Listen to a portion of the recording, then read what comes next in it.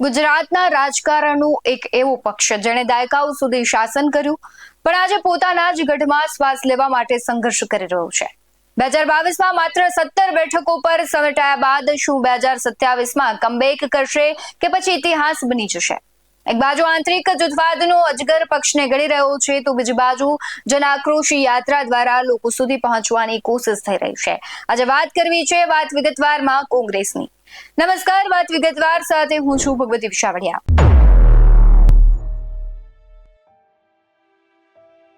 કોંગ્રેસનો સૌથી મોટો દુશ્મન કોઈ બહારનો પક્ષ નથી પણ તેની અંદર ચાલતું જૂથવાદ છે।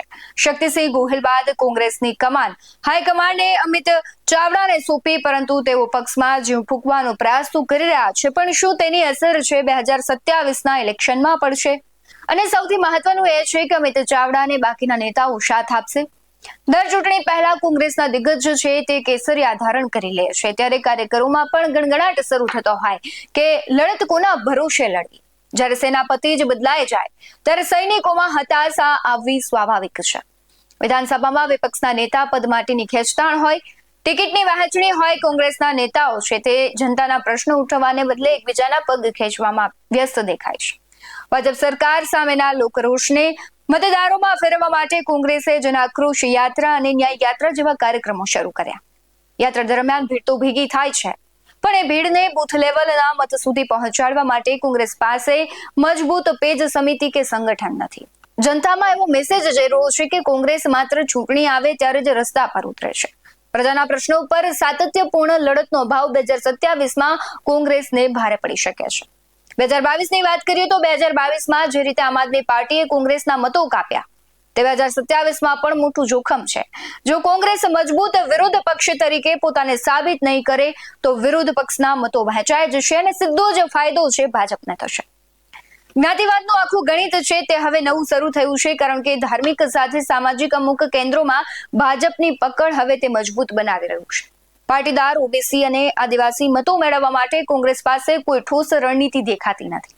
કોંગ્રેસ હજુ પણ જૂની પદ્ધતિથી જ રાજકારણ કરે છે જ્યારે નવો મતદાર સોશિયલ મીડિયા અને આધુનિક વિચારધારાથી પ્રભાવિત થઈ રહ્યો છે। આ બધું જ જોતા સવાલ એ થઈ રહ્યો છે કે શું 2027માં કોંગ્રેસનો સૂર્યોદય થશે? સાથે જ કોંગ્રેસે 2027માં ટકવું હોય તો તેણે 3 કામ કરવા પડશે। જેમ કે પહેલું છે કે જૂથવાદ છોડીને ચહેરા નીચે બધાએ લડવું પડશે। બીજી વસ્તુ છે કે ભાજપની જેમ પેજ સમિતિ સામે પોતાનું પાયાનું જે માળખું છે તેને ઊભું કરવું પડશે। ત્રીજી વસ્તુ એ પણ બની શકે માત્ર યાત્રાઓ નહીં પણ લોકોની વચ્ચે રહીને 5 વર્ષ તેણે સેવા કરવી પડશે।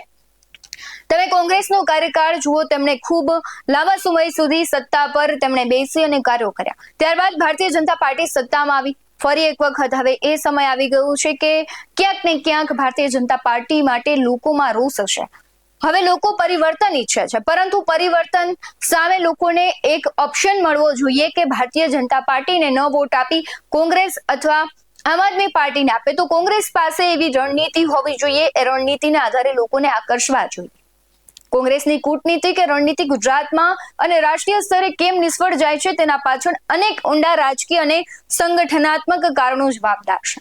કોંગ્રેસની સૌથી મોટી નબળાઈ એ છે કે ચૂંટણીલક્ષી પક્ષ બની ગયો છે અને ભાજપનું સંગઠન 365 દિવસ કાર્યરત રહે છે જ્યારે કોંગ્રેસ માટે માત્ર ચૂંટણીના થોડા મહિના પહેલા જ તે સક્રિય થાય છે। જનતાના પ્રશ્નો પર સતત લડત આપવાને બદલે માત્ર ચૂંટણી સમય યાત્રાઓ કાઢવાથી મતદારો સાથેનો સંપર્ક મજબૂત નથી થતો। અને સૌથી મહત્વનું છે કોંગ્રેસમાં જૂથવાદ એક કેન્સર જેવો બની ગયો છે। ગુજરાત હોય કે અન્ય રાજ્યો, પક્ષમાં એક સર્વસ્વીકૃત નેતાની અછત છે। જ્યારે કોઈ નવો ચહેરો આગળ આવે ત્યારે પક્ષના જ બીજા નેતાઓ તેને રોકવામાં લાગી જાય છે। આખી ખેંચતાણમાં જ કાર્યકરો છે કન્ફ્યુઝ થઈ જાય છે અને મતદારોનો વિશ્વાસ પણ ડગી જાય છે। ભાજપ પાસે બૂથ લેવલ અને પેજ સમિતિનું જેવું માળખું છે મજબૂત, કોંગ્રેસ પાસે નેતાઓ તો છે પણ એ નેતાઓની વાતને મતદારોના ઘર સુધી પહોંચાડનાર ગ્રાઉન્ડ લેવલનું કાર્યકર હવે રહ્યો નથી। કોંગ્રેસની કૂટનીતિ એસએ ઓફિસમાં બને છે પણ જમીન પર તેને અમલમાં મૂકનાર તંત્ર નબળું છે। ભાજપ પાસે હિન્દુત્વ, રાષ્ટ્રવાદ અને વડાપ્રધાન મોદીના ચહેરાની એક મજબૂત બ્રાન્ડ છે। કોંગ્રેસ આ બ્રાન્ડ સામે પોતાનો કોઈ સ્પષ્ટ એજન્ડા સેટ નથી કરી શકતી। કોંગ્રેસની રણનીતિ હંમેશા ભાજપના વિરોધ પર આધારિત હોય છે, પોતાના વિઝન પર નહીં। જનતાને એ નથી ખબર પડતી કે કોંગ્રેસ જીતશે તો શું નવું આપશે। કોંગ્રેસના દિગ્ગજ નેતાઓ જ્યારે ચૂંટણી પહેલા જ પક્ષ છોડીને ભાજપમાં જોડાય ત્યારે સામાન્ય મતદારને લાગે છે કે કોંગ્રેસને આપેલો મત વ્યર્થ નથી. કોંગ્રેસના દિગ્ગજ નેતાઓ જ્યારે ચૂંટણી પહેલા જ પક્ષ છોડીને ભાજપમાં જોડાય છે ત્યારે સામાન્ય મતદારને લાગે છે કે કોંગ્રેસને આપેલો મત વ્યર્થ જશે. આ અવિશ્વાસ કોંગ્રેસની ગમે તેવી સારી કૂટનીતિને પણ નિષ્ફળ બનાવી દે છે. ગુજરાત જેવા રાજ્યોમાં જ્યાં દ્વિપક્ષીય જંગ હતો ત્યાં આમ આદમી પાર્ટી જેવી ત્રીજી શક્તિએ કોંગ્રેસના પરંપરાગત વોટ તોડી નાખ્યા છે. કોંગ્રેસ પાસે આ વોટ કટિંગ રોકવાની કોઈ સચોટ કૂટનીતિ હશે તો જ તે છે 2027માં પોતાનું પલડું ભારે દેખાવી શકશે. હવે 2017માં જે કોંગ્રેસની વાત કરીએ તો કોંગ્રેસે 77 બેઠક જીતી હતી. પાટીદાર આંદોલન અને ખેડૂતોના પ્રશ્નોને કારણે સૌરાષ્ટ્ર અને ગ્રામીણ વિસ્તારોમાં કોંગ્રેસનો દબદબો રહ્યો. ત્યારબાદ 2022માં કોંગ્રેસ માત્ર 17 બેઠકો પર સમેટાઈ ગઈ. આ 3 દાયકાનું સૌથી ખરાબ પ્રદર્શન હતું અને વોટ શેર પણ 41% ઘટીને અંદાજે 27% થઈ ગયો.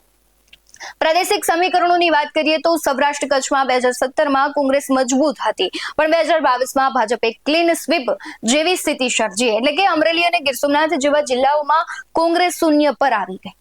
ઉત્તર ગુજરાતમાં કોંગ્રેસ માટે થોડું આશાસ્પદ રહ્યું કારણ કે બનાસકાંઠા અને પાટણ જેવા વિસ્તારો છે પણ તેની બેઠકોમાં પણ મોટો ઘટાડો તો થયો જ છે. આદિવાસી બેલ્ટની વાત કરીએ તો દક્ષિણ અને પૂર્વ ગુજરાતની આદિવાસી બેઠકો જે કોંગ્રેસની વોટ બેંક ગણાતી હતી ત્યાં ભાજપને આપે ગાબડું પાડ્યું. આ બધા જ સમીકરણોમાં આપ કોંગ્રેસના વોટ કટિંગનું કારણ બન્યું. કોંગ્રેસને બેઠકો ઘટાડવાનું સૌથી મોટું કારણ છે આમ આદમી પાર્ટી બની. અંદાજે 40 થી 50 એવી બેઠકો હતી જ્યાં આપને મળેલા મતો કોંગ્રેસની હારના અંતર કરતા વધુ હતા. વિરોધ પક્ષના મતો બે ભાગમાં વહેંચાઈ જવાથી કોંગ્રેસ પ્લસ આપ એટલે કે ભાજપને ટ્રાયેન્ગ્યુલર ફાઇટમાં સીધો જ ફાયદો મળે છે. હવે કોંગ્રેસ માટે 2027 અમુક સમીકરણો છે તેના પર તે કામ કરી રહી છે. જ્યારે હારનું અંતર છે ઓછું હોય તેવી બેઠકો પર અત્યારથી જ જનસંપર્ક તેણે શરૂ કરી દીધો છે. 74 શહેરી બેઠકો પર ભાજપની પકડ તોડવા કોંગ્રેસે મધ્યમ વર્ગને આકર્ષવું પડશે. 2017 થી 2022 વચ્ચે લગભગ 3 ડઝન નેતાઓ કોંગ્રેસ છોડી ગયા અને આ ટ્રેન્ડ અટકાવવું સૌથી મોટો કોંગ્રેસ માટે પડકાર છે. કોંગ્રેસની કૂટનીતિ ત્યારે જ કામ કરશે જ્યારે તે રિએક્ટિવ મટીને પ્રોએક્ટિવ બનશે. માત્ર ભાજપની ભૂલો શોધવાને બદલે કોંગ્રેસે પોતાનું નવું સંગઠન અને વિશ્વાસપાત્ર નેતૃત્વ ઊભું કરવું પડશે. કોંગ્રેસ માટે 2027 એ માત્ર ચૂંટણી નથી પણ અસ્તિત્વની લડાઈ છે. ગુજરાતમાં વિરોધ પક્ષ તરીકે કોંગ્રેસનું નામ માત્ર ઇતિહાસના પાનાઓમાં જ રહી ન જાય તેનું ખાસ તેણે ધ્યાન રાખવું પડશે. તેને અત્યારથી જ કૂટનીતિ રણનીતિ જે બધું જ બનાવવું પડશે. લોક સંપર્ક છે જાળવી રાખવો પડશે. ક્યાંક એવી ચર્ચાઓ પણ થઈ રહી છે કે મજબૂત વિરોધ પક્ષ તરીકે કોંગ્રેસ સાબિત નથી થઈ રહ્યું એટલે ક્યાંક તેને પછડાટ છે તે મળતો હોય છે. અને બીજી બાજુ તમે જુઓ કે આમ આદમી પાર્ટી છે ક્યાંક ને ક્યાંક હવે ધારદાર રજૂઆતો કરી રહી છે. વિપક્ષ તરીકે તે પોતાનું કામ સારી રીતે કરી રહી છે અને હાલ આપણે જોઈએ કે 2027ની જે ચૂંટણી છે તેને લઈને અત્યારથી જ ભારતીય જનતા પાર્ટી પણ મેદાને છે. કોંગ્રેસને લઈને તમારું શું માનવું છે કમેન્ટ બોક્સમાં જરૂરથી જણાવજો. હાલ વાત વિગતવારમાં બસ આટલું જ. આવા જ વધુ અહેવાલો સાથે ફરી મળતા રહીશું. તમે અમારી યુટ્યુબ ચેનલને સબસ્ક્રાઇબ કરવાનું, અમને ફેસબુક અને ઇન્સ્ટાગ્રામ પર ફોલો કરવાનું ભૂલશો નહીં. બાકી નવી અપડેટ્સ મેળવવા માટે આપ જોતા રહો BS19 ન્યૂઝ. નમસ્કાર.